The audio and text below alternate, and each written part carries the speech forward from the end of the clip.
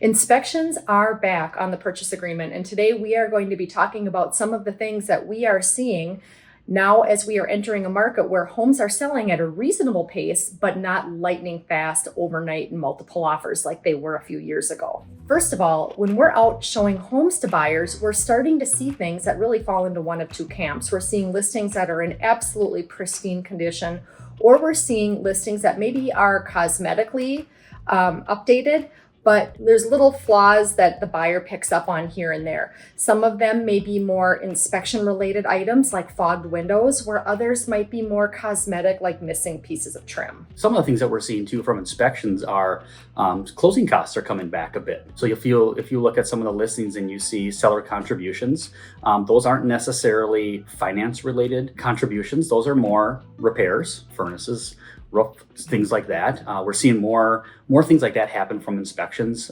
if the home's not perfect or it has some issues that pop up after the inspection. And now that homes are taking a little bit longer to sell, and saying that it's relative, homes are taking maybe a couple of weeks to a month to sell, which still in the long run is a very short amount of time.